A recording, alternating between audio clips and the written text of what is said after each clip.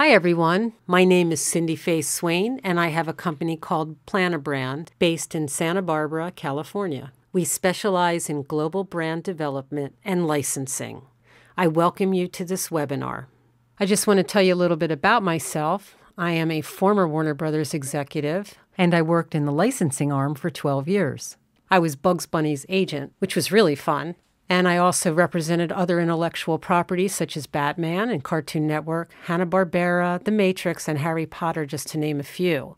Obviously, I was working on major brands and learned all about branding and marketing and business development. My skills took me around the world and into global business. In 2003, I decided to become an entrepreneur. I took my business and people skills and brought them to mainly smaller business entities so I could help them to build confidence in themselves, their products and services, and give them some tools on how to get the word out. I realize that some of you may know a lot about this topic and some of you may not, but I am sure all of you will get something out of the presentation. Branding is more than a name or a logo. It's the creation of an overall image that consumers will identify with. A brand is not communicated only through products, but through social media marketing, websites, logos, customer service, storefronts, advertising, and marketing strategies. Everything should work back to a central brand, message, theme, and have a unified look and feel. Brand is the personality that identifies your products and services. Your logo might reflect what your product is, but it might not. It might be something that looks cool, that has nice color, that is nicely designed and interesting. If you sell skis, that doesn't mean you need to have skis in the logo. What it needs to do is communicate. Some people consider psychological aspects, an experimental brand associated with thoughts, feelings, perceptions, images, and experiences. This becomes linked to the brand creating some sort of a feeling. Perhaps you use blue, which is a very soothing color and something we will talk about later on. Logos expand over time. Services change. Leave room for that change in your communication, but make sure the original mission is on target.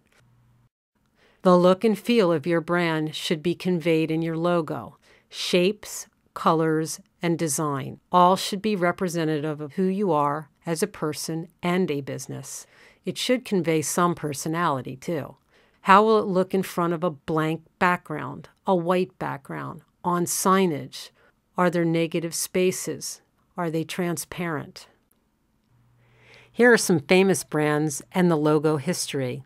If you take a look at NBC, you can see how it's changed since the 1950s until today. If you look at the bottom logo, which is the most current, you will see that there are different colors, and each color represents a part, an entity of NBC. And if you see the peacock in the middle, it's facing towards the right, which means that it's looking towards the future.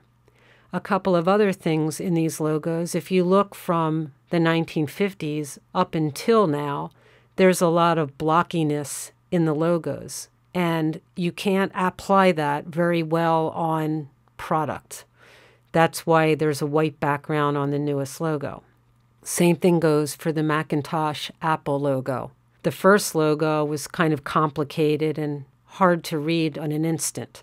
And now it's simply gradations and it's got a white background. Same thing with Coca-Cola. If you look at the logo from 1886, it was very simple and had a white background. And then they went through all kinds of changes with red in the background. Well, that means that it always has to be red in the background. And finally, in 2009, they came around again to a very simple logo with white in the background. There's no block. It makes it very easy to apply to product. Which ones do you like and why? How do they make you feel? Take these ideas and think them through on your own business. So, what's in a word? Why don't you make a list of 10 keywords that best describe what you do? Do you have a unique selling proposition? Head and Shoulders, for instance, you get rid of dandruff. Oil of Olay, you get younger looking skin. FedEx, when your package absolutely positively has to get there overnight. M&M's, the milk chocolate melts in your mouth, not in your hand. Now, I can't go any further on this topic of branding without talking about our current day reality, social media. This is branding and marketing at its ultimate capacity. Life is in session every second. Once you're branded, you don't have to wonder anymore whether or not you're conveying your message. Now you just have to market, and market some more. This is a social media calendar, a real basic one that I put together to kind of show you what it might look like. Listing down the left column, Facebook, Twitter, LinkedIn, blog, website, and some of the things that you want to say, starting in the morning, and then the mid-morning, noon, and afternoon.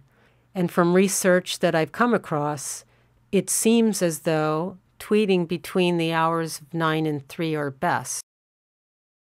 Here are some demographics about social networking and the time spent on social networking. And as you can see in these graphs, women exceed men in social networking in terms of the percentage of reach by age and gender and by the time spent on the internet on social media. And this is information that I got from Joanne Blakely, who studies the impact of mass media and entertainment on our society. She works at the University of Southern California. Now I'm just going to talk about color for a couple of seconds here. And as I said earlier in the presentation, blue is a very soothing color. It represents harmony, peace, optimism, and luxury. Red is a very bright and vibrant color, which spurs on the cusp of creativity, energy, strength, and loyalty, and a sense of urgency. If you look at fast food chains, most of them have red in the logo. The greens, wealth, fertility, calmness. So depending on what your business is, you might want to consider the color. Don't be afraid to ask for help, and you don't have to do this alone. You have a brand, you own your brand, believe in your brand. Join the branding convo with PlanABrand. Thanks so much for joining this presentation. See you next time.